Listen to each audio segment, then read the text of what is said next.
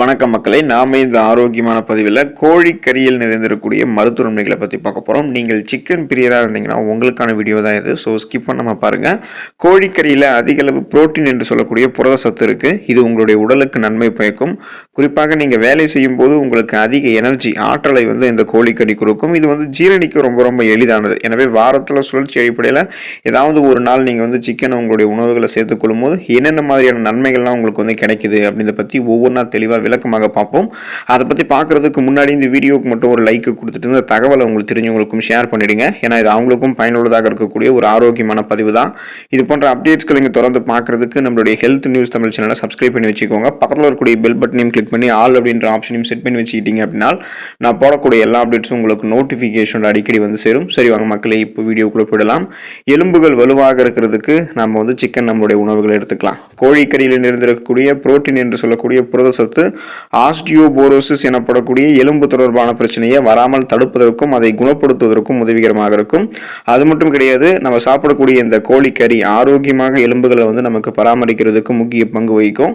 அப்போ எலும்புகள் நமக்கு ரொம்ப ரொம்ப ஸ்ட்ராங்காக இருக்க வேண்டியது அவசியம். இல்லை அப்படின்னா நம்ம கீழே விழுந்துட்டோம் அப்படின்னா எளிதில் நம்மளுடைய எலும்புகள்லாம் உடையக்கூடிய அளவுக்கு பலவீனம் ஆகிடும். எனவே சுழற்சி அடிப்படையில் வாரத்தில் ஒரு தடவை நீங்கள் உங்களுடைய உணவுகளை சிக்கன் சேர்த்துக்கொள்ளும் போது, அதாவது கோழிக்கறி எடுத்துக்கொள்ளும் போது எந்த விதமான எலும்பு சார்ந்த பிரச்சனையும் இல்லாமல் ஸ்ட்ராங்காக இருக்கலாம்.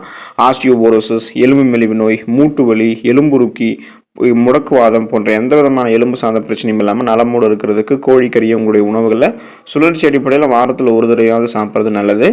நினைவாற்றல் மேம்படும் நீங்கள் கோழிக்கறியை உங்களுடைய உணவுகளை சேர்த்துக்கொள்ளும் போது. கோழிக்கறியில் இருக்கக்கூடிய கோலின் மற்றும் விட்டமின் B12 நினைவாற்றல் மேம்பாட்டிற்கு உதவிகரமாக இருக்குது. அதிகளவு கோலின் உட்கொள்களுடைய அதிகளவு கோலின் உட்கொள்பவர்களினுடைய நினைவு ஆற்றல் எப்போதுமே சிறப்பாக இருக்கிறதால பல ஆய்வு முடிவுகளில் தெரிவிக்கிறாங்க.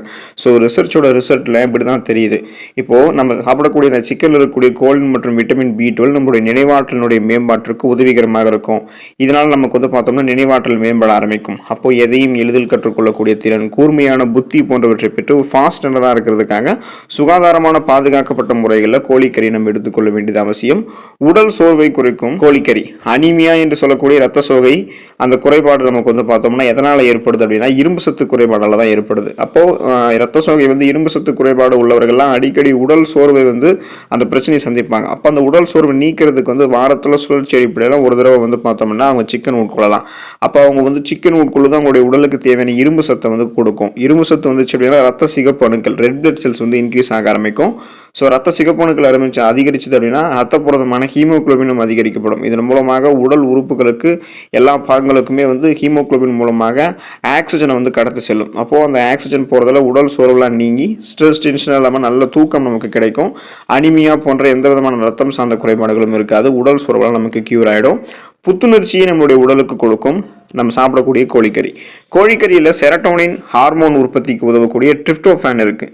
இந்த செரட்டோனின் இந்த ஹார்மோன் எதுக்கு அப்படின்னா இது உடலினுடைய ரெஃப்ரெஷ்மெண்ட்டுக்கு உதவக்கூடிய ஒரு ஹார்மோன். இதனால் உடல் சோர்வு நீங்கி உடலுக்கு புத்துணர்ச்சி கிடைக்கும். ஸோ இந்த செரட்டோனின் மற்றும் இந்த மாதிரி ஹார்மோன்கள்லாம் உங்களுக்கு அந்த சுரக்கும் போது இது என்ன ஆகும் அப்படின்னா உங்களுக்கு ஒரு ரெஃப்ரெஷ்மெண்ட்டை கொடுக்கும். அந்த புத்துணர்ச்சி கொடுக்குறதால உங்களுக்கு இருக்கக்கூடிய ஸ்ட்ரெஸ் டென்ஷன், அந்த மன அழுத்தம் இதெல்லாம் நீங்கி எப்போதுமே நீங்கள் உங்களுடைய நாளை ரொம்பவே புத்துணர்ச்சியாக தொடங்குறதுக்கெல்லாம் கோழிக்கறி உங்களுக்கு உதவிகரமாக இருக்கும். இதய நோய்களை குறைக்கும் கோழிக்கறி. சிக்கன் துண்டுகளை எண்ணெய் சேர்க்காமல் அவித்து சாப்பிடுவது தேவையற்ற LDL கொழுப்பை குறைத்து இதய ஆரோக்கியத்தை மேம்படுத்துவதற்கு உதவக்கூடிய HDL அப்படின்னு சொல்லக்கூடிய அந்த நல்ல கொழுப்பை மட்டும் வளமானவர்கள் வைக்கும்.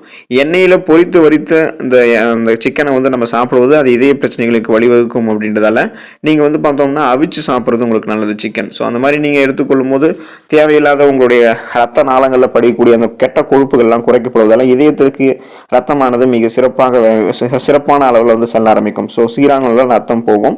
இதன் மூலமாக எந்த விதமான கொலஸ்ட்ரால் பிரச்சனையும் எதுவுமே இல்லாதால இதயத்தில் ஏற்படக்கூடிய மாரடைப்பு, பக்கவாதம் போன்ற பலவிதமான இதயம் சார்ந்த நோய்கள் நமக்கு வராமல் குறைக்கப்படும். ஸோ அதுக்காக கெட்ட கொழுப்புகள்லாம் குறைச்சிட்டு நல்ல கொழுப்பு மட்டும் வளமான அளவில் வைக்கிறதுக்கு நம்ம என்ன பண்ண முடியும்னா இதயத்தை ஆரோக்கியமாக வைக்கிறதுக்கு சுழற்சி அடிப்படையில் வாரத்தில் ஒரு தடவையாவது கோழிக்கறி எடுத்துக்கொள்ள வேண்டியது ரொம்ப ரொம்ப அவசியம்.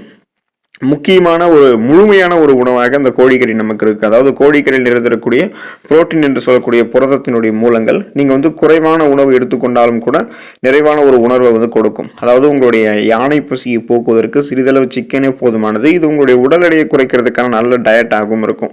இப்போ கோழிக்கறி நீங்கள் வந்து அளவோடு எடுத்துக்கொள்ளும் போது அதில் இருக்கக்கூடிய அந்த புரோட்டீன் உங்களுக்கு என்ன ஆகும் அப்படின்னா மற்ற உணவுகளை சாப்பிடாமல் தடுக்கிறதுக்கு உதவிகரமாக இருக்கும். இதுவே உங்களுக்கு முழு விதமான உணவுகளை சாப்பிட்டு முடிச்சு ஒரு ஃபீலை தரும். இதன் மூலமாக ஏற்கனவே நீங்கள் வந்து பார்த்தீங்கன்னா அதிகமாக சாப்பிடக்கூடிய அந்த ஃபீலை வந்து கம்மி பண்ணிடுவீங்க. அப்புறம் இந்த புரதம் என்ன பண்ணும் அப்படின்னா இதில் இருக்கக்கூடிய அந்த புரதத்தினுடைய மூலக்கூறுகள் ஏற்கனவே உங்களுடைய உடலில் தேங்கியிருக்கக்கூடிய கழிவுகளை அந்த கொழுப்புகளை கரைத்து வெளியேற்றி அதை உங்களுக்கு எனர்ஜியாக மாற்றி உங்களுடைய உடல் எடையெல்லாம் சைடு எஃபெக்டே இல்லாமல் ஆரோக்கியமான முறையில் குறைத்து கொடுக்கும். புற்றுநோய் அபாயம் வந்து நம்ம கோழிக்கறியை எடுத்துக்கொண்டோம் அப்படின்னா குறைய ஆரம்பிக்கும். ஸோ ஆரோக்கியமான முறையில் இருக்கக்கூடிய கோழியை ஆரோக்கியமான சூழ்நிலை எடுத்துக்கொள்ளும் போது வாரத்தில் ஒரு தடவை நம்ம சாப்பிட்டோம் அப்படின்னா புற்றுநோய் அபாயம் குறையும். தொடர்ந்து நம்மளுடைய உணவுகளில் கோழிக்கறியை சேர்த்துட்டு வந்தோம் அப்படின்னா பெருங்குடல் புற்றுநோயினுடைய அபாயம் குறையும் அப்படின்றத ஆய்வுகளில் தெரிவிக்கிறாங்க. கோழிக்கறியில் இருக்கக்கூடிய சேர்மங்கள் தேவையற்ற கொழுப்புகளினுடைய தேக்கத்தை குறைக்கிறதால புற்றுநோய் அபாயத்தை குறைக்கிறதுல அது முக்கிய பங்கு வகிக்குது. ஸோ ஃப்ரீ ரேடிக்கல்ஸ் என்று சொல்லக்கூடிய தீங்கு விளைவிக்கக்கூடிய செல் பரவலான புற்றுநோய் செல் பரவல் நமக்கு வந்து பரவாமல் இருக்கிறதுக்கும் அந்த புற்றுநோயிலிருந்து விலகிக் கொள்வதற்கும் நம்ம என்ன பண்ணலாம் அப்படின்னா கோழிக்கறி நம்மளுடைய உணவுகளை சேர்த்துக்கொள்ளலாம்.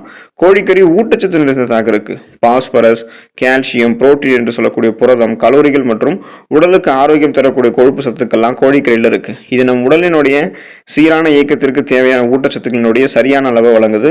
எனவே தொடர்ந்து சுழற்சி அடிப்படையில் வாரத்தில் ஒரு தடவையாவது சிக்கனை நம்மளுடைய உணவுகளை நம்ம சேர்த்துக்கொள்வது நல்லது. இதனால் நிறைய மருத்துவ நன்மைகள் நமக்கு கிடைக்கப்பெற்று நாம் நலமோடு வாழலாம். அடுத்த ஆரோக்கியமான பதிவில் மறக்காம சந்திப்போம். நன்றி மக்களே.